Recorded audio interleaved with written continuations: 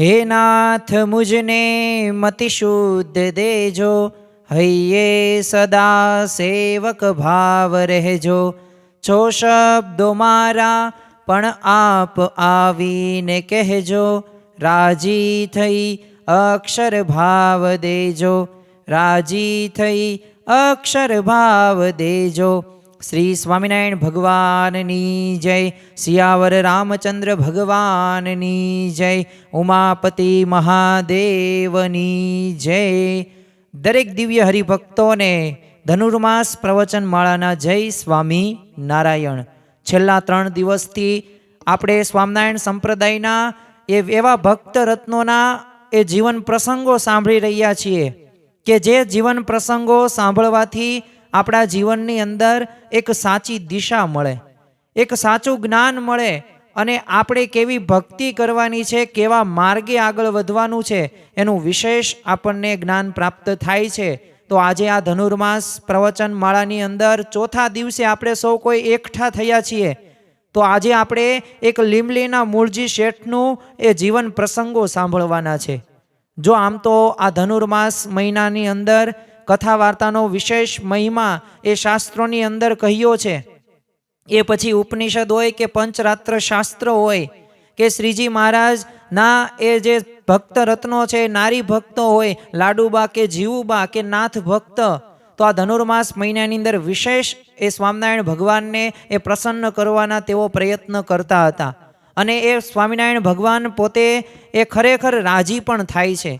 અને આ મહિનાની અંદર આપણે એક ઓછી અલ્પ એવી ભક્તિ કરો ને તો ભગવાન એનું 1000 ગણું આપણને ફળ પણ પ્રાપ્ત થાય છે। જો આપણને આ વચનમાં વિશ્વાસ હોવો પડે, આપણા શાસ્ત્રોમાં વિશ્વાસ હોવો પડે અને ખરેખર આ શાસ્ત્રોમાં વિશ્વાસ રાખીને જો આગળ વધીએ ને તો આ બધાય જીવન પ્રસંગો આપણને કંઈક નવી દિશા આપશે। આજે લીમલીના મૂળજી શેઠ એ પોતે છે ને વઢવાણ પાસે એક મેમકા નામનું ગામ છે। હવે પોતે આ વણિક ભક્ત હતા। હવે એમનો જન્મ સંવંત 1835ની અંદર થયો હતો। હવે એમની પ્રકૃતિ કેવી, તો એમને પોતે સેવાભાવી કે નાનામાં નાના ભક્તની સેવા કરે, કોઈ ગરીબ હોય તો એની મદદ કરતા હતા। સાથે સાથે એમના જીવનની અંદર એક ધીરજ નામનો ગુણ એ વિશેષ એમને આત્મસાત કરેલો હતો। જો વ્યક્તિના જીવનની અંદર ધીરજ હોવી ખૂબ જરૂરી છે, કારણ કે પેશન્સ રહ્યું ને એ દરેક પ્રશ્નનું સમાધાન છે। આપણા ઘરની અંદર પ્રશ્નો થતા હોય કાંઈક એવી બાબતો પ્રત્યે, પરંતુ આ પ્રશ્નો વચ્ચે પણ સ્થિરતા આવી શકે છે। ક્યારે આવે કે જ્યારે આપણે ધીરજ રાખીએ। આપણા પત્ની કે આપણા માતા કે પિતા કે આપણા દીકરાઓ એ જે કોઈ પણ બાબતે આપણે સાથે ઝઘડો કરતા હોય, જો તમે સામે બોલશો ને તો એ ઝઘડો વધવાનો જ છે। એક હાથે તાળી ન પડે, 2 હાથ ભેગા કરવા પડે તો જ તાળી પડે। તો એમ એ એક વ્યક્તિ એ ઝઘડા કરવાની અંદર મુખ્ય કારણ જવાબદાર નથી, જેટલા તે છે ને એના કરતાં ડબલ આપણે છીએ। કારણ કે આપણે એની સાથે એ ધીરજ ન રાખી શક્યા। પણ જો ધીરજ રાખી હોય તો વાંધો ન આવે। તો આવો જ ગુણ આ મૂળજી શેઠના જીવનની અંદર પણ જોવા મળતો હતો। સાથે સાથે પોતે વ્યવહાર કુશળ પણ એવા જ હતા। કારણ કે જો આમ તો આધ્યાત્મિક રીતે આપણે જ્યારે આગળ વધતા હોય ને તો આપણે એક પાસું એક મૂકવું પણ પડે, પરંતુ જો વ્યવહાર કુશળ થવું, વ્યવહારનું પણ સાચવવાનું છે। એટલે કે આ લોકના વ્યવહારો, આ વ્યવહાર કુશળ એટલે આ લોકના વ્યવહારો અને પરલોકના વ્યવહારે તે કુશળતાપૂર્વક આપણે એનું એ સંવર્ધન કરવાનું છે। અને એ જેટલા વધુ કરીશું ને તો એટલું આપણને એ આર્થિક રીતે હોય, સામાજિક રીતે હોય, કૌટુંબિક રીતે હોય કે આધ્યાત્મિક રીતે હોય, એ આપણને ફાયદો થતો જોવા મળશે।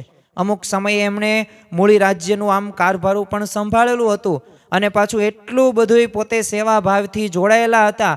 બધાય લોકોનું સારું ઈચ્છે ને એવી આમની જીવન ભાવના। એટલે આ પોતે મૂળજી શેઠની લોકમાં પણ ઘણી બધી સારી એવી પ્રતિષ્ઠા જોવા મળતી હતી। અને વ્યક્તિ જો પ્રતિષ્ઠિત ક્યારે કહી શકીએ આપણે સારો વ્યક્તિ આપણે ત્યારે જ કહી શકીએ કે જ્યારે હૃદય સાથે એ પોતે કાર્ય કરતો હોય।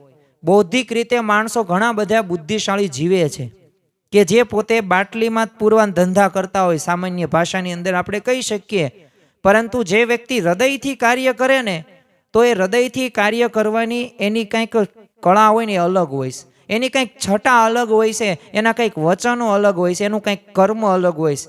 એ કઈ રીતે સામેવાળાનું સારું થઈ શકે ને એ જ પોતે ભાવના સારી રીતે ઈચ્છતો જોવા મળે છે. સંવંત 1860ની અંદર શ્રીજી મહારાજે કાર્યાણીની અંદર એક મહારુદ્ર યજ્ઞ કર્યો. એટલે આ મૂળજી શેઠ તો પોતે સહપરિવાર સાથે એમને શ્રીજી મહારાજના તે પ્રતાપે એ પોતે પ્રેરણા એવી થઈ કે મારે આ કાર્યાણીની અંદર મહારુદ્ર યજ્ઞની અંદર જવું છે.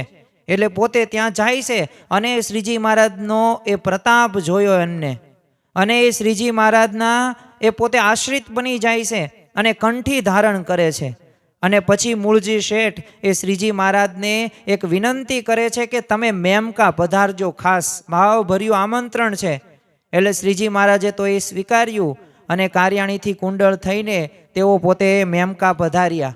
અને શ્રીજી મહારાજ સાથે એ મુક્તાનંદ સ્વામી અને ઘણા બધા સદગુરુ સંતો અને ભક્તો પણ એ એમની સાથે ગયા મેમકાની અંદર. હવે શ્રીજી મહારાજ તો થોડાક દિવસ સુધી હવે મેમકાની અંદર રોકાણા. હવે એ દરમિયાન છે ને મૂળજી શેઠે ઘણા બધા પ્રેમ ભાવથી એમની સેવા કરેલી હતી. અને જો જે વ્યક્તિના જીવનની અંદર પ્રેમ ભાવના હોય ને એ વ્યક્તિ આપણને ગમશે. ભલે ગરીબ હશે, એની પરિસ્થિતિ એટલી બધી સારી નહીં હોય, પણ છતાં આપણને પ્રેમથી એ વ્યક્તિ બોલશે, એની સાથે આપણને સેવા કરવી પણ ગમશે. એટલે એવી સેવા ભાવનાથી શ્રીજી મહારાજ તો પોતે પ્રસન્ન થઈ જાય છે. અને મેમકાથી શ્રીજી મહારાજ પોતે હવે બોચાસણ જવા નીકળે છે. અને પટેલ શામો અગોલો મહારાજને વળાવવા સાથે ચાલ્યો. હવે એ વખતે શ્રીજી મહારાજે એમને કીધું કે 20 દિવસની અંદર જો ભગવાન બધુંય જાણે, અંતર્યામી પણ તમારું અંતર પણ જાણી લેશે, તમે કેવા ભાવથી સેવા કરો છો, કયા વિચાર સાથે જોડાયેલા છો ને એ પણ પોતે જાણે છે. અને એ તમને એટલા જ આગળ વધારે કે તમારી કેવી ભાવના છે ને એને આધીન જ તે. બાકી એ પોતે એટલા બધા આગળ ન વધારી શકે, કારણ કે આપણા અંતરથી જ આપણે મેલા હોય. ભલે આપણને બગલાર હોય ને એ આમ ધોળા દેખાય બહારથી, પણ અંતરથી કેવા હોય, મેલા હોય. અને ભલે બીજા બધાય તે આપણને અમુક કાળા પક્ષીઓ જોવા મળે, કોયલ, પણ અંદરથી તો એ મધુરતા એમને હોય છે. એટલે અંતરથી ઉજળા થવું. બહાર તમે ગમે એટલો રંગ રાગ કરીશો, ગમે એટલું શણગાર કરશો, એ ભગવાન અને સંતને ગમતી વાત નથી. અને આમને કહી દીધું શ્રીજી મહારાજે ભવિષ્યવાણી તામ ભાખી કે જો 20 દિવસની અંદર વઢવાણ પરગણું છોડીને તમે ઉચાળા લઈને બીજે પરગણે રહેવા જજો, કારણ કે અહીંયા બાબા સાહેબનું લશ્કર આવશે અને એને વઢવાણમાં લડાઈ થશે. અને એટલે વઢવાણ તો ઉજ્જડ થશે જ તે, પણ સાથે સાથે મેમકાને એ બાળી જ દેશે. એટલે ખાસ તમે અહીંયા રહેતા નહીં, આ ગામ છોડીને વયા જ જજો. અને એ પ્રમાણે શ્રીજી મહારાજે બધાને વાત કરી. હવે આ સાંભળીને તો છે ને ચારેય જણા ગંભીર થોડાક થઈ ગયા. કારણ કે વિચાર કરો કે જે સ્થાન ઉપર એમનું ઘર છે, જમીન છે, બધાય સગાવાલાઓ સ્વાભાવિક રીતે બધાય થઈ ગયેલા છે, બધાય બીજા અન્ય લોકોએ તે, અને ગામ છોડીને જવાની વાત બહુ અઘરી પડે જીવનની અંદર. એટલે એ તો પોતે સ્તબ્ધ બની જાય છે. એટલે શ્રીજી મહારાજે જો એમને કહી દીધું છેલ્લે કે જો સુખિયા થવું હોય ને તો આજ્ઞા પાળજો, નકર દુખિયા થશો. અને એમ કહીને તો શ્રીજી મહારાજ એ ત્યાંથી જો વિદાય થયા. જો શ્રીજી મહારાજની આજ્ઞા અનુસાર પછી તો એ મૂળજી શેઠ એ ગામ લીંબલી રહેવા ગયા. પછી હંસરાજ જે સુતાર હતા એ ગામ ખોલડિયાદ ગયા. પછી શામો અગોલો હતો અને શામો કણસાગરો હતો, એ 2 જણ છે ને ચાણપુર રહેવા ગયા. એટલે ચારેય હરિભક્તોએ શ્રીજી મહારાજની આજ્ઞા એ બરાબર રીતે પાળી. પણ જો એમના ઉપર આ કૃપા દ્રષ્ટિ થઈ તો એનું કારણ એક જ તે કે તેઓએ શ્રીજી મહારાજને પ્રેમ ભાવથી એ સેવા કરેલી, અને એનાથી શ્રીજી મહારાજ રાજી થયા. અને જો ભક્ત વત્સલ ભગવાન છે, એ ભગવાન એ ભક્તોના જીવનની અંદર દુઃખો પોતે જોઈ નથી શકતા. અને બરાબર 20મા દિવસે જે શ્રીજી મહારાજે કહ્યું હતું કે વડોદરાથી બાબા સાહેબનું મોટું લશ્કર આવશે, અને મોટું લશ્કર આવે છે, અને મેમકા ગામને તે લૂંટીને બાળી દીધું. અને શ્રીજી મહારાજની જે એ રીતે જ્યારે ભવિષ્યવાણી કરીને એ વાત એ કહીને ત્યારે આ ચારેય ભક્તોને તો ત્યારે બહુ એટલું બધું લાગ્યું નહોતું. પણ અત્યારે આવું થયું ને 20મા 20 દિવસે, એટલે એ બધાને થઈ ગયું કે ખરેખર એ શ્રીજી મહારાજે આપણા ઉપર દયા કરી, ભક્તોની રક્ષા કરી. પછી તો મૂળજી શેઠ ત્યાર પછી તો લીંબલી ગામની અંદર જ પોતે રહેતા, અને સુખ દુઃખના તે પ્રસંગોની અંદર એ પોતે ખૂબ ધીરજ રાખતા હતા. જો જીવનની અંદર પ્રશ્નો આવવાના છે, એવી પરિસ્થિતિ આવવાની છે, પરંતુ આ પરિસ્થિતિ વચ્ચે પણ આપણે સ્થિર કેટલા રહી શક્યા? એ પરિસ્થિતિ એ આપણને દુઃખી કરવા માટે નથી આવતી, પરંતુ એ પરિસ્થિતિ એ આપણા માટે કંઈક સમજણના બીજો સોંપે છે.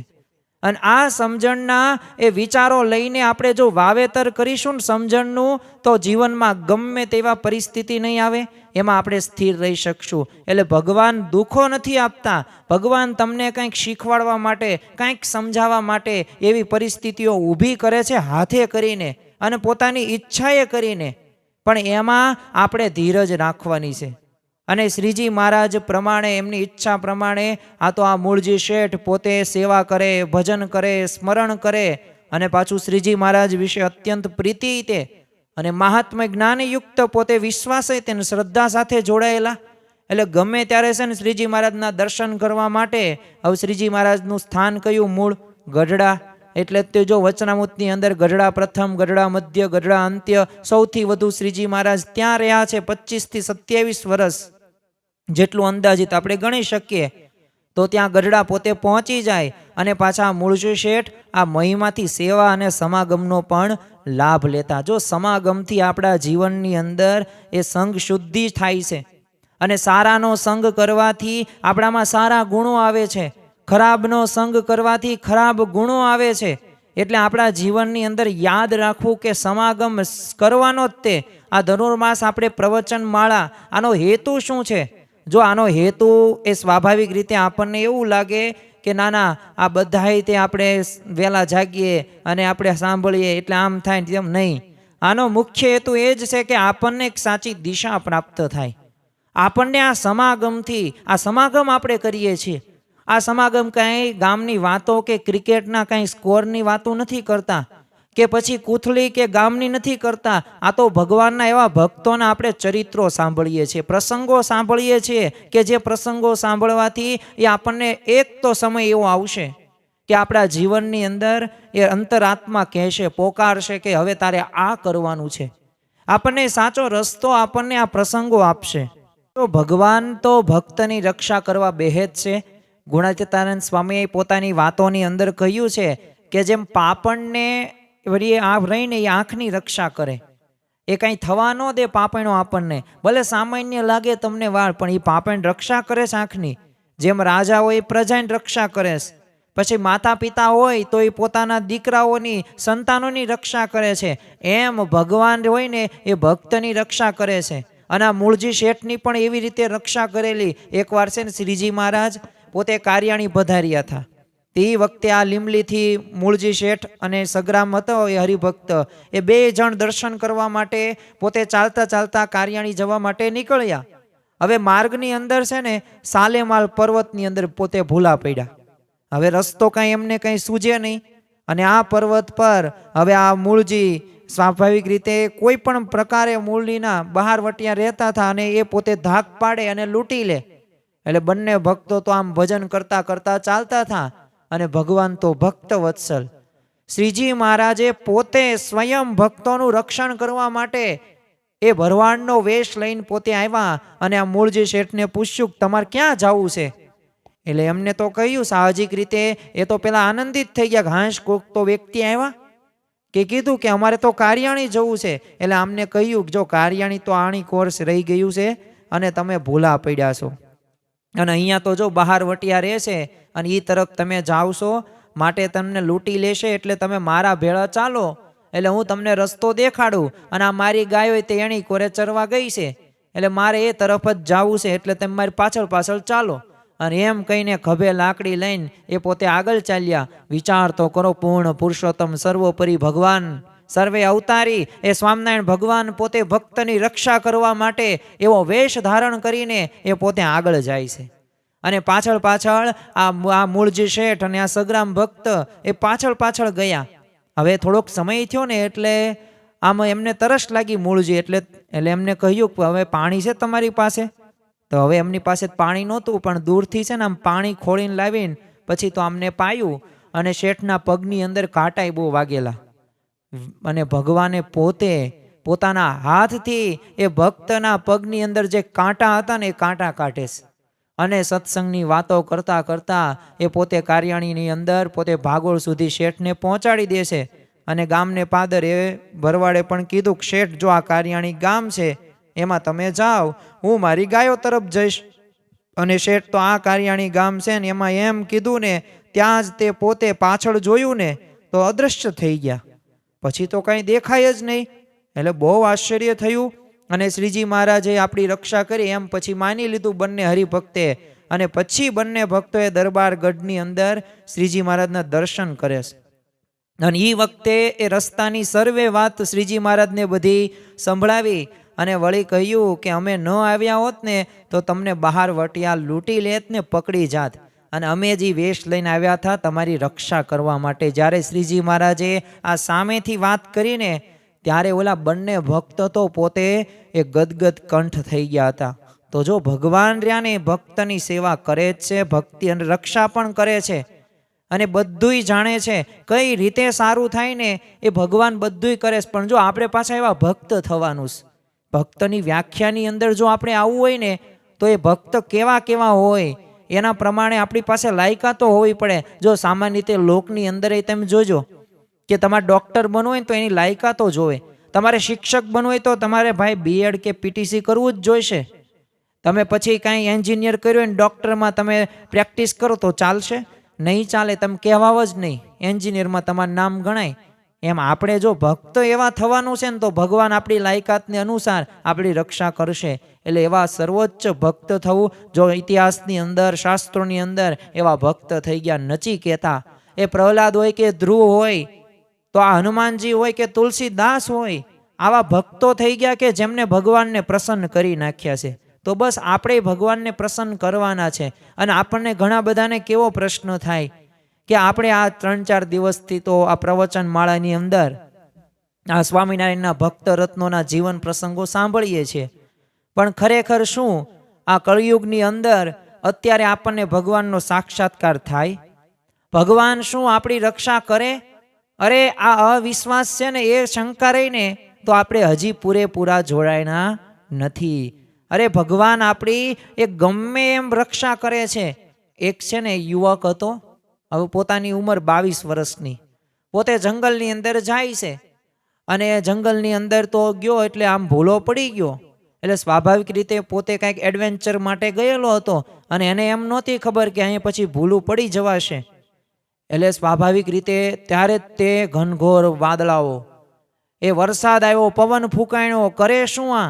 હવે સામે બાજુ એક ગામ હતું, આમથી આમ પોતે દોડ્યો, પણ વચ્ચે જ તે એટલો બધો એ પુલ હતો ને, અને જ્યાં પોતે આમ 2 ડગલા માંડ્યા અને પુલ પડી ગયો. હવે વચ્ચે તો પાણી, અને પાણી કાંઈ ઠેકડો તો મરાય નહીં, કરે શું?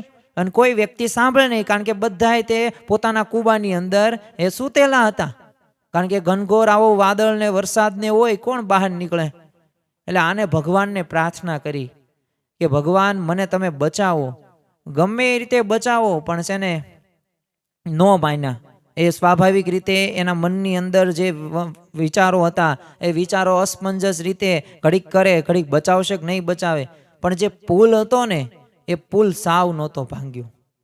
એનો 1-2 જે દોરડા હતા ને એ દોરડાથી પાછો થોડોક આમ લટકતો હતો, પણ જો એમાં ચાલે ને તો પાછો પ્રશ્ન, અને જો તો તરત તે પડી જાય અંદર.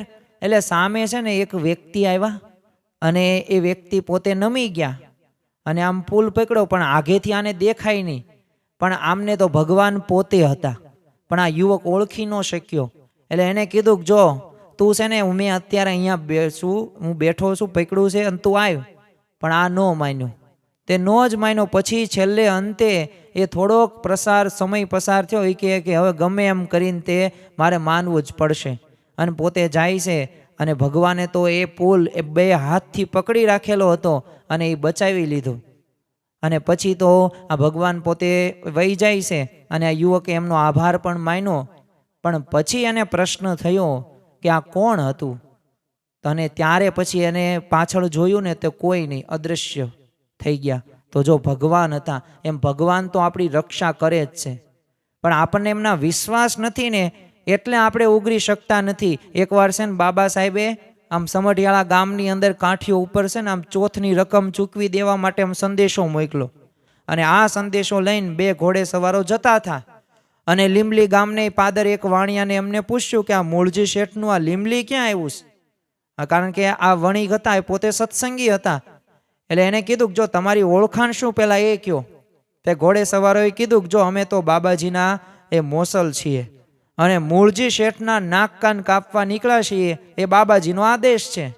અને આ સાંભળીને તો વાણિયા બંને અસવારોને આગ્રહ કરીને છાશું પાવાન પોતાનું ઘરે લઈ ગયા, ખાટલા ઢાળીને બેસાડ્યા, આમ દોણીની ઠંડી છાશ પાઈને, આમ બળબળતા ઉનાળે તો આમ 72 કોઠા ટાઢા થાય ને એવી છાશ આપી અને ખાટલા પર આડા પડ્યા. ને એ જ વખતે વાણિયાઓ એ લીંબલી પોતે પહોંચ્યા મૂળજી શેઠના ઘરે અને કીધું કે આ શેઠ કાં ભાંગી જાઓ, કાં છે ને સ્વામિનારાયણની કંઠી તોડી નાખો, કારણ કે બાબાજીના માણસો છે ને નાક કાન કાપવા આવે છે અને માંડ માંડ મારે ઘેર છાશું પીવાના બહાને મેં રોકી રાખ્યા છે. એટલે વાણિયાએ તો એક શ્વાસે જેટલું મને ટેન્શન હતું, પ્રશ્ન હતા ને એ બધું કહી દીધું. તો આ સાંભળીને છે ને મૂળજી શેઠનું પેટમાં પાણી ન આવેલું. જો ખરો ભક્ત હોય ને એ મુશ્કેલીના સમયની અંદર પોતે ભયભીત નથી થતો, એ તો પોતે નિર્ભય, કારણ કે ધન્યોસ્મી પૂર્ણ કામોસ્મી નિષ્પાપો નિર્ભય સુખી અક્ષર ગુરુ યોગેન સ્વામિનારાયણ શ્રેયા. હું નિર્ભય છું, નિશ્ચિત છું. અને જો આ પ્રકારની નિશ્ચિતતા ક્યારે આવે કે જ્યારે એવા ભગવાન સાથે જોડાય ને, એવા સંત સાથે જોડાય ને ત્યારે આવે. એટલે ગામમાં તો આ સમાચાર ફેલાઈ ગયા. આમ સ્વાભાવિક રીતે આવા સમાચારો હોય ને એ આ સમાચારો નકારાત્મક સમાચાર જો આપણને તરત મળી જાય છે, પણ સકારાત્મક વાતો રહી ને એ પહોંચતા બહુ વાર લાગે છે. આ એક અત્યારના સમયની એક કડવી સચ્ચાઈ છે. એટલે આ તો સમાચાર ફેલાઈ ગયા એટલે બધા જે કાચા સત્સંગીઓ હતા ને એ બધાએ કંઠીઓ તોડ નાખી અને તિલક ભૂષ નાખ્યું, અને જે ભગવાનની પૂજા જે કરતા હતા એ સંતાડી દેવા તૈયાર થઈ ગયા. એટલે આ મૂળજીભાઈએ આ બધાને હિંમત આપી કે આ કેટલાક માણસો અવળા કામ કરે છે એટલે એના નાક કાન કપાય છે, તો આપણે તો ક્યાં એવા અવળા કામ કર્યા છે. અને આપણે તો પરબ્રહ્મ પુરુષોત્તમ એવા શ્રીજી મહારાજનો આશરો એમને કર્યો છે, અને આશરા કરવા બદલ આપણા જો નાક કાન કપાશે ને તો એ પ્રગટ ભગવાનને કાજે આપણા નાક કાન કપાય. અને મને તો એનું ગૌરવ છે, ભલે આપણા બાબાજીના મોસલ આવ્યા હોય એ સત્સંગીઓ આવું ડરપોકપણું છે ને આપણે ન રાખવું જોઈએ. અને જો નાક કાન કપાવા દો એ પછી તમારે જેમ કરવું એમ કરજો. પહેલાં તમતાર ભલે મારા નાક કાન કપાતા, અને પછી તમારે જેમ પછી ફાવે તો તમતાર પૂજા બૂજા બધું એ નાખી દેવું. અને આ પ્રમાણે વાતચીત ચાલતી હતી. અને ત્યાં જ ઓલા પેલા 2 ઘોડે સવારો આવ્યા લીંબલીની અંદર અને મૂળજી શેઠને મળ્યા. એટલે આમ તો પેલા બોકાની બાંધે એટલે એમને છોડ્યું. તો ખબર પડી કે આ તો ગળોદ ગામના માણસો હતા અને મરાઠા લશ્કરમાં એ પોતે નોકરી કરતા હતા. એટલે એમણે મૂળજી શેઠને કીધું, કેમ મૂળજી શેઠ, અમારે કંઈ ઓળખાણ પડી? અમે તો તમારી પાસેથી રામાયણ ભણ્યા હતા. તો મૂળજી શેઠ કે અમે સાંભળ્યું છે કે તમે અમારા નાક કાન કાપવા આવ્યા છો. કારણ કે બાબા સાહેબે સ્વામિનારાયણ સંપ્રદાયના બધા જ જે સાધુ હતા અને બધા સત્સંગીઓ હતા એના નાક કાન કાપી નાખવાનો હુકમ કર્યો છે. એટલે આ બધાએ તમે આ વૈરાગ્યો ગામો ગામ જાહેર કરે છે, તો તમે એટલે આવ્યા છો? તો બંને અસવારોએ શું કીધું કે આ વૈરાગીઓએ બાબા સાહેબને આવો હુકમ કઢાવવા માટે છે ને 30,000 રૂપિયાની લાંચ આપી હતી, પણ આવો કોઈ હુકમ બહાર પાડવામાં આવ્યો નથી. અને મરાઠાઓના લશ્કરી અધિકારી રામદાસ પટેલની સલાહ પછી આવો હુકમ છે ને બહાર પાડવાનું મોકૂફ રાખવામાં આવ્યું છે. અને અમે તો સાંભળ્યું કે આ તમે લીંબલીમાં છો ને એટલે માત્ર તમારા દર્શન કરવા માટે અમે અહીંયા આવ્યા છીએ.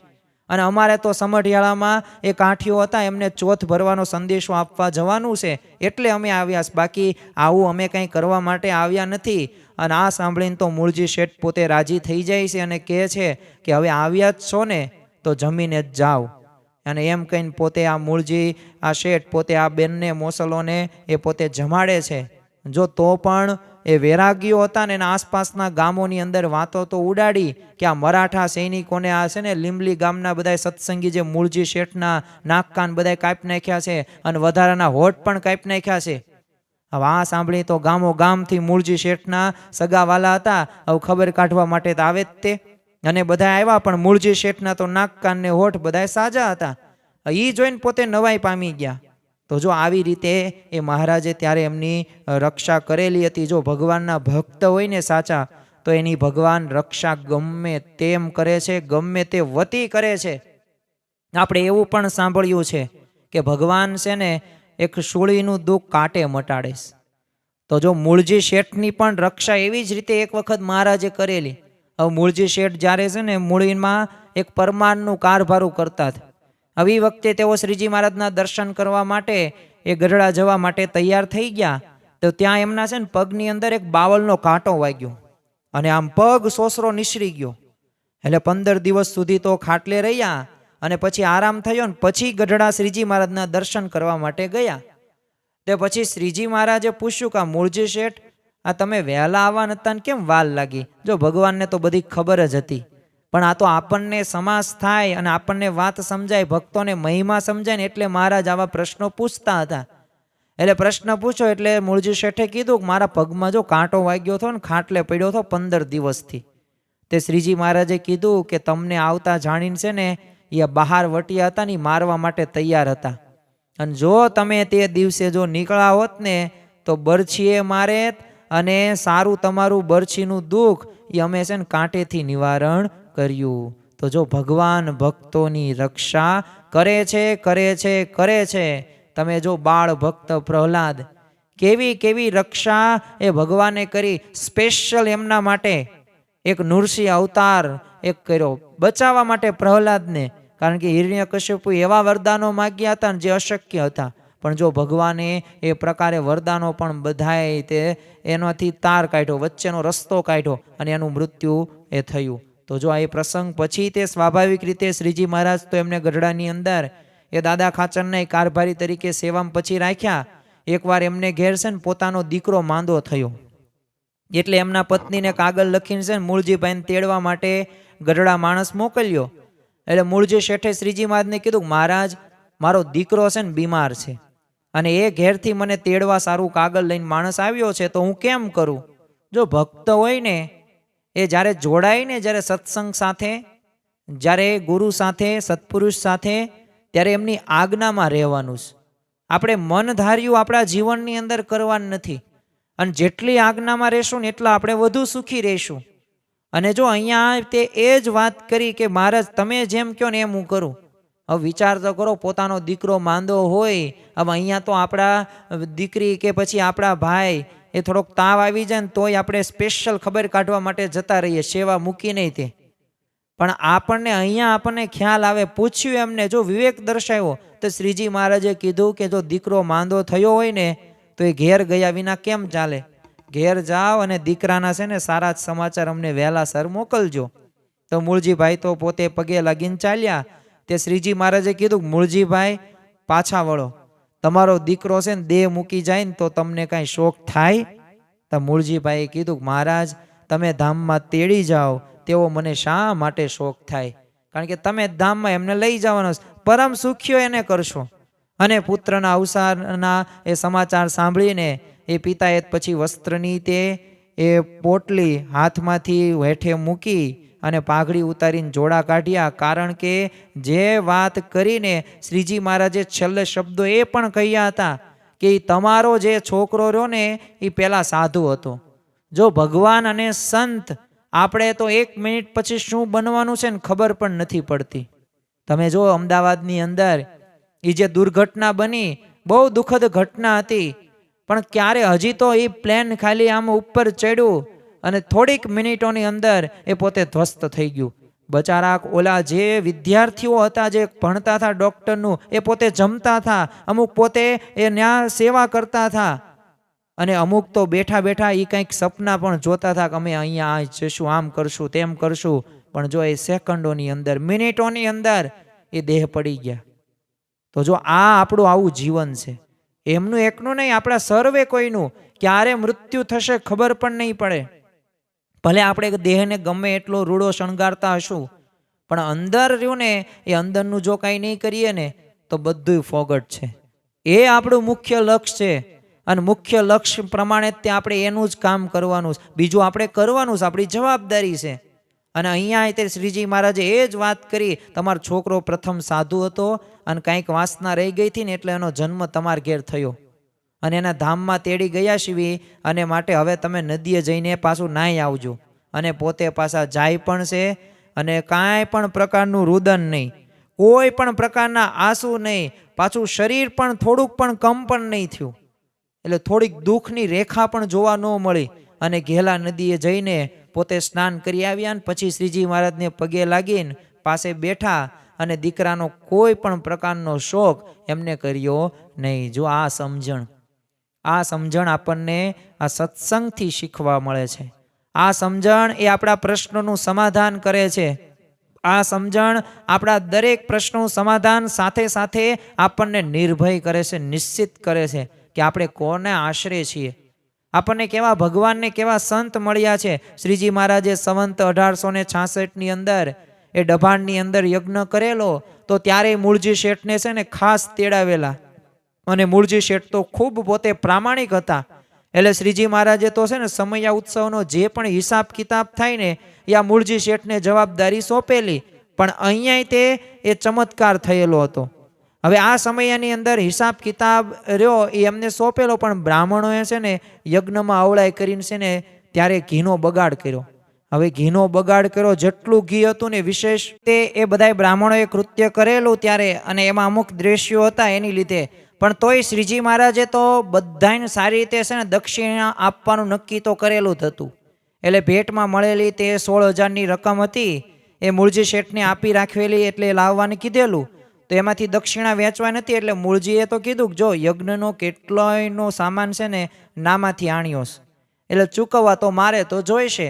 એટલે આ રૂપિયા તો છે ને ઉડાડી દેવાના નથી, અને આ તો છે ને નગુણા ભેગા થયા છે. એટલે આવી ભાવને એમને વાત કરી. એટલે શ્રીજી મહારાજે કીધું કે શેઠ, જો આજે આપવાનો દિવસ છે અને હું આપવા જ પાટલે બેઠો છું, એટલે તમે કાંઈ ફિકર ન કરતા. અને શેઠ જો બ્રાહ્મણો કેવા છે ને તે શું હું નથી જાણતો, હું નથી સમજતો, એટલે એમનું કાંઈ દિલ ખાટું થઈ જાય તે મને નહીં ગમે, અને તમને નામાની કાંઈ ફિકર નહીં કરતા. અને શ્રીજી મહારાજે માગ્યા એટલે તો મૂળજીભાઈ તો શેઠ કેમ ના પાડે, એટલે કથરોટો ભરીને એમાં રૂપિયા આણ્યા અને પટારામાં માત્ર છે ને 200 જ એમને રાખ્યા. અને શ્રીજી મહારાજે તો ખોબે ખોબે દક્ષિણા વેચી. જો ભગવાન કેવા છે, એમની સાથે અહિત તમે કરો ને પણ છતાં પણ એ સારું જ પોતે ઈચ્છે છે. અને પછી તો મૂળજીએ કીધું કે ચાલો આ કામ પૂરું તો થયું, પણ હવે તમારા નામાનું પતાવીએ કે સિલક કેટલી છે. તો મૂળજી શેઠ કહે કે 200 જ રહ્યા છે. તો પછી મહારાજ કહે કે તમે ગણીને રાખ્યા છે? તો પછી શેઠ કહે ના, હું આશરે થોડુંક કહું છું. એટલે મહારાજે તો આમ એમને કીધું કે કાંઈ વાંધો નહીં, હમણાં જ ગણી લો. આમ ચપટી વગાડી, અને આમ એ તો રમતની વાત છે, એમાં શું. તો મૂળજી તો ગણવા બેઠા ને તો એમને જ ક્યાંય પહોંચાડ્યું નહીં. એટલે મદદની અંદર બીજાને બોલાવ્યા, તો 4 જણાને બોલાવ્યા, અને 1000 રૂપિયાની છે ને 4 ઢગલીઓ કરીને તોય પટારાની અંદર 200 જેટલા જ વધ્યા જ થા. એટલે મૂળજી શેઠ તો આ શ્રીજી મહારાજનો આ જે અસાધારણ જે પ્રતાપ હતો ને એ અમને ત્યારે જોવા મળ્યો, અને મનોમન શ્રીજી મહારાજને પોતે એ વંદન પણ કર્યું. એકવાર તો છે ને ગઢપુરની અંદર શ્રીજી મહારાજ પોતે ઢોલિયા ઉપર વિરાજમાન હતા, અને મૂળજી શેઠ પાસે છે ને કાગળ લખાવતા હતા. એટલે મૂળજી શેઠ તો કાગળ લખતા રહી ગયા. એટલે ત્યારે શ્રીજી મહારાજે કીધું મૂળજી લખને કેમ લખતા રહી ગયો છે? ત્યાં બોલ્યા કે ચશ્મા વિના તો કાંઈ આમ દેખાતું નથી ખાસ. તે શ્રીજી મહારાજે મૂળજી શેઠને ચશ્મા પહેરાવ્યા, તો હવે તો ચશ્મા પહેરીને તો એમને દેખાતું, પણ હવે કાંઈ ન દેખાણું. એટલે મહારાજને કીધું મહારાજ હવે તો કાંઈ મુદ્દલ હોય ને એ દેખાતું નથી, પહેલા તો થોડું કંઈ દેખાતું હતું. તો મહારાજે ફરીથી એના ચશ્મા લઈ લીધા અને એને અતિશય દેખાવા લાગ્યું. એટલે મૂળજી શેઠે કીધું કે હવે તો મને બહુ અતિશય સ્પષ્ટ દેખાય છે. તે શ્રીજી મહારાજ કહે કે હવે તમને છે ને આવી જ રીતે જીવન પર્યંત સુધી આવું જ દેખાશે. વિચાર તો કરો કે કેવો ચમત્કાર કર્યો. બાકી નંબર હોય ને જાય, ગમે એટલો તમે સમય પસાર કરો, ઓલા તો શું કે ધાણાનો ઓલું કરવાનું અને જ્યુસ કરવાનું, પાછા ટીપા નાખવાના, થોડુંક શાકભાજી ખાવાનું, ફ્રૂટ આ ખાવાનું, ફલાનું ઢીકણાનું, કેટલું તમને ચરી પાડવાનું કે. પણ 5 વર્ષ થઈ જાય ને મહાન 2 પોઈન્ટ થોડુંક ઓછું થાય. 100%માં 10-20% ફેર પડે, બાકી કાંઈ પડે નહીં. પણ જો આ ભગવાન ધારે ને તો એ તમારા નંબર પણ મટાડી દેશે. જો ભગવાન ધારે ને તો તમને અતિશય સ્પષ્ટ જીવન પર્યંત સુધી તમે જોઈ શકો એવી એમની કૃપા છે. જો સર્વશક્તિમાન ભગવાન છે. આ દુનિયાની અંદર તમે જે પણ જોવો છો ને એ ભગવાનની પ્રેરણાથી જ બનેલું છે અને ભગવાનની ઈચ્છાથી જ બનેલું છે. પણ હા, પાછું આપણે એ યાદ રાખવાનું, ભગવાને કર્મ સ્વતંત્ર રાખ્યું છે. કર્મ તમારે કેવું કરવું ને એ તમારે જોવાનું. શાસ્ત્ર તો છે, પણ શાસ્ત્રનો ઉપયોગ તમે કેવી રીતે કરો છો એ તમારા ઉપર રાખ્યું છે. તમે જો શાસ્ત્રનો ભાવાર્થ સમજો નહીં અને અનર્થો સમજો તો એ તમારો પ્રશ્ન છે, શાસ્ત્રનો પ્રશ્ન નથી. બધા વ્યક્તિઓમાંથી કંઈક ને કંઈક ગુણ હોય, પણ તમારે શું ગ્રહણ કરવું છે એ તમારે જોવાનું. બાકી તો તમને નેગેટિવ પણ લાગે વ્યક્તિ, એટલે આપણે જ્યારે આને દિવ્ય ભાવ કહેવાય, આને દિવ્ય દ્રષ્ટિ કહેવાય. અને આ દ્રષ્ટિ જ્યારે જે ભક્તને જીવનમાં આવી જાય ને, એને દરેક આઠે પહોર આનંદ આનંદ અને આનંદ જ રહે. અને એ આનંદ આપણે લાવવાનો જ. જો આ ધીમે ધીમે કરશું ને થશે. હવે આપણે ઘણા બધાને એવું પણ લાગે કે આ બધા આપણે 30 દિવસ સુધી આ અલગ અલગ ભક્તોના આ પ્રસંગો આપણે સાંભળવાના છીએ, તો પછી શું આપણે સુધરી જશું? તો એમ કંઈ સુધારા નહીં થાય.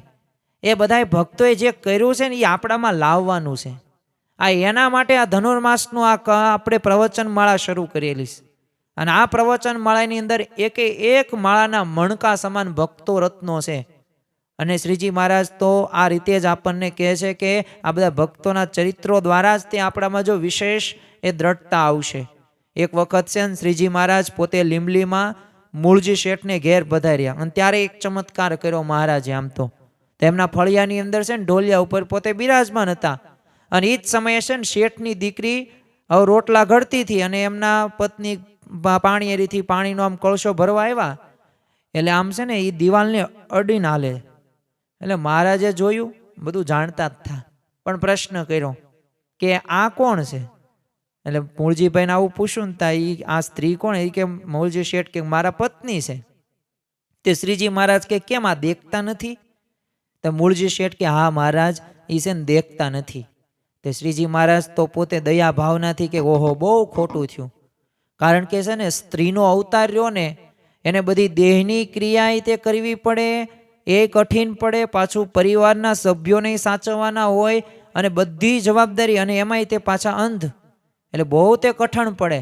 તો મૂળજી શેઠ કે આ જગતમાં તો ઘણા બધા આંધળા હોય, તે પણ પોતાની દેહની ક્રિયા કરે જ છે, અને કર્મને વશ થઈને દુઃખ ભોગવવા પડે, ક્યાં જાય? આવું કીધું ને મહારાજે. તો શ્રીજી મહારાજ કે કાંઈક દેખાય તો ઘણું સારું કહેવાય. તો મૂળજી શેઠ કે હા, થોડુંક પણ દેખાતું હોય ને તોય સારું કહેવાય, પોતાની ક્રિયા તો વ્યવસ્થિત થઈ શકે. અને પછી એ બાઈ તો ઘરમાંથી મૂળજી શેઠ ને પ્રતિ બોલ્યા કે અહીંયા આવો તો. તે હે ને ઘરમાં તરત મૂળજી શેઠ જાય છે, કંઈક કામ હશે એમને લાગ્યું, વાત કરવા લાગ્યા ને ત્યાં કીધું એમની પત્નીએ, મને મહારાજની કૃપા મને બધું દેખાય છે, અને આ મેલા કપડાં કેમ તેમ પહેર્યા છે? સારા કપડાં પહેરીને જાઓ. તો પછી મૂળજી શેઠે જ કપડાં બદલ્યા અને સારા કપડાં પહેરીને તે બહાર જાય છે. ને મહારાજને કીધું કે આને બધું દેખાવા લાગ્યું છે. તો શ્રીજી મહારાજ કે મૂંઝાતા નહીં, જીવન પર્યંત સુધી દેખાશે. અંધને પણ આંખો એ ભગવાન આપે છે, પાંગળાને પણ પર્વત એ ભગવાન ચડાવે છે. તમે અશક્તિમાન થઈ ગયા હોય, તમે સશક્ત ન હોય, પણ જો ભગવાનના શરણે જાઓ ને તો તમે રંકમાંથી રાજા પણ થઈ શકો છો. આ ભગવાનનો પ્રતાપ છે, આ સંતનો પ્રતાપ છે. અને એ શ્રીજી મહારાજની અપાર કૃપા દ્રષ્ટિથી પછી તો મૂળજી શેઠનાય તે પત્નીને આંખનો અંધાપો મટી ગયો, અને આખી જિંદગી પાછું એમને દેખાયું પણ ખરી. આપણે એક બે પ્રસંગ કહીને પૂરું કરીએ. અગોંત્રેરો કાળ આમ તો આ સ્વામિનારાયણ સંપ્રદાયની અંદર ઘણી બધી વખત આપણે સાંભળ્યો છે, પણ આજે એમાં આપણે ખપ અને મુમુક્ષતાની વાત નથી કરવી. પરંતુ અગોંત્રેરા કાળની અંદર એ શ્રીજી મહારાજે છે ને આગલે વર્ષે આગાહી કરેલી હતી, અને બધાએ હરિભક્તોને કહેલું અનાજ ભેગું કરીને રાખજો. અને એ મુજબ તો આ મેથાણના દરબાર ભક્તો હતા, કાકાભાઈ હતા, પૂજાભાઈ હતા, એમને શ્રીજી મહારાજની આજ્ઞાથી તો બધું નક્કી કરી લીધેલું. એટલે ઘર જઈને શ્રીજી મહારાજની આજ્ઞા પ્રમાણે જેટલું લેવાય ને એટલું અન્ન તો લઈ જ લીધું. અને એ વખતે આ તે બંનેને લીંબલીના મૂળજી શેઠ મળ્યા અને વાત જાણી કીધું કે મહારાજે તો જો સાધારણ રીતે વાત કરી છે, માટે બધું વેચીને છે ને અનાજ લેવાની જરૂર નથી, અને તમે જો ગામ ધણી છો એટલે પશુધન તો રાખવું જ જોઈએ. આ મૂળજી શેઠની વાત સાંભળીને છે ને આ બંનેને લાગ્યું કે આ શેઠ સમજુ છે, પણ આ મહારાજની સાથે ઘણું રહ્યા છે, એટલે મહારાજનો અભિપ્રાય છે ને જાણતા હશે, એટલે એ કે ને એમ આપણે કરવું પડે. પરંતુ વાત અહીંયા પૂરી થતી નથી. રાત્રે આ કાકાભાઈ સૂતા હતા, અને એમને સ્વપ્ન આવ્યું, અને સ્વપ્નની અંદર એ મહારાજની પ્રેરણાથી જ તે એવું આવ્યું, અનાજ વગર લોકો છે ને પોતે ટળવળતા. બાળકો પોતે કિકિયારીઓ મારે, ભૂખના માર્યા લોકો આમ તળાવની પોપડી હતી ને ઝાડની છાલ એ બધું ખાતા હતા. અને આ કાકાભાઈએ તો આ ભયંકર દ્રશ્ય જોયું ને એટલે પોતે જાગી જાય. એટલે એમને તો શ્રીજી મહારાજની વાણીની ગંભીરતા તો સમજાણી જ હતી. એટલે એમને નક્કી કરી લીધું ભલે મૂળજી શેઠ ગમે તે કહે, પણ આપણે અનાજનો સંગ્રહ કરી રાખવો. અને સવારે તેમને બધી મૂળજી શેઠને આ બધી સ્વપ્નની વાત કરી. અને આ સાંભળીને આ મૂળજી શેઠે કીધું કે ભલા આદમી, એ તો સ્વપ્નની વાત કહેવાય, એ કાંઈ બધું કાંઈ સાચું બધું એવું ન માનવાનું હોય. એટલે કાકાભાઈ પછી પૂજાભાઈએ વિચાર તો પાછા બદલાયા. એટલે એમને અનાજ સંગ્રહ કર્યો નહીં. એટલે દુષ્કાળમાં પોતે ખૂબ દુઃખી થયા. જોકે શ્રીજી મહારાજે પછી વેશ પલટો કરીને તે મેથાણ જઈને એમને સાંત્વના આપ્યું હતું. અને જેતલપુરની તે ભાઈ રામદાસ સ્વામીને પત્ર લખાવીને દાણાને એમની બધી કોઠીમાં ભરાવી દીધા. પરંતુ આ મૂળજી ભાઈને છે ને ખૂબ પસ્તાવો થયો. એ કારણ શું હતું? કારણ એક જ હતું કે મહારાજના વચનની અંદર એમને શંકા કેમ થઈ. અને ત્યારથી એમને ગાંઠ વાળી કે મહારાજની આજ્ઞા રહીને એ અદ્ધર ઝીલવી છે, એમાં કોઈ પણ પ્રકારની શંકા કે કુશંકા કે તર્ક વિતર્ક કરવી નથી. જો આપણા જીવનની અંદર જ્યારે ભગવાનનો વિષય આવે ને, જ્યારે સત્સંગનો વિષય આવે ને, ત્યારે આપણે તર્ક અને દલીલો કરીએ છીએ. પણ ખરેખર આ તર્ક અને દલીલો રહીને એ વ્યક્તિને લાંબા ગાળા સુધી એ નુકસાન પહોંચાડે છે. અને ભગવાનનો વિષય રહ્યો ને શ્રદ્ધાનો વિષય છે. અહીંયા તર્કને કોઈ પણ પ્રકારનું સ્થાન આપણે આપવું ન જોઈએ. એક વખત શ્રીજી મહારાજ પોતે લીંબલીની અંદર મૂળજી શેઠને ઘેર આવીને રાત્રિ રોકાણા. હવે ત્યારે મૂળજી શેઠના છે ને ઢોર સીમમાં ચરવા ગયેલા. અને એ આવ્યા એટલે એ જોઈને શ્રીજી મહારાજે પૂછ્યું કે મૂળજી આ ઢોર કોના છે? તો મૂળજી શેઠ કે બધાય ઢોર મારા છે. તે શ્રીજી મહારાજે કીધું કે સવારે છે ને બધાય ઢોર વેચી નાખજો અને ત્યાર પછી રોટલા જમજો. અને તરત જ તે શેઠે સવારે તો ઓછે ને અતકે ને મૂલે ને ઢોર બધા વેચી નાખ્યા. અમુકના ભાવ આવ્યા, અમુકના ન આવ્યા, બધું પણ વેચી નાખ્યું. અને પછી જ ભોજન કર્યું. અને પછી આવતા વર્ષે એકાશ્યો કાળ પડ્યો. અને એથી લોકોને તો ઘણી બધી મુશ્કેલીઓ પડી, પણ મૂળજી શેઠને કાંઈ હરકત ન આવી. એ રીતે એ શેઠની શ્રીજી મહારાજે ત્યારેય રક્ષા કરી. એકવાર તો છે ને શ્રીજી મહારાજ ગઢડાની અંદર વિરાજમાન હતા. એટલે મૂળજી શેઠ પોતે નામાનો છે ને ચોપડો લઈને હિસાબ કરતા હતા. તે અચાનક શ્રીજી મહારાજે એમને પૂછ્યું કે મૂળજી શેઠ તમને કેટલા આંકડા સુધી ગણિત ગણતા આવડે? તો મૂળજી શેઠ કે એકડા ઉપર છે ને 17 મીંડા કરીએ ને એટલું તો ગણતા આવડે. તે શ્રીજી મહારાજ કે અમારે તો એથી પણ વિશેષ, તમે ગણી ન શકો ને એટલા જીવન અમારે કલ્યાણ કરવું છે. અને આ સાંભળીને એ મૂળજી શેઠ પોતે એ ખૂબ આશ્ચર્ય એ પામી જાય છે. તો જો ભગવાનનો આ હૃદયગત સિદ્ધાંત, મારે જીવોનું આત્યંતિક કલ્યાણ કરવું છે. શ્રીજી મહારાજ તો આમ છે ને મોટે ભાગે સંતો કે છે ને લૈયા લેખકો પાસે આમ પત્ર લખાવતા, પરંતુ શ્રીજી મહારાજે સ્વયં પોતાના નામ સહી સાથે છે ને સ્વહસ્તે પત્ર લખ્યો હોય ને એવું ઓછું બન્યું છે.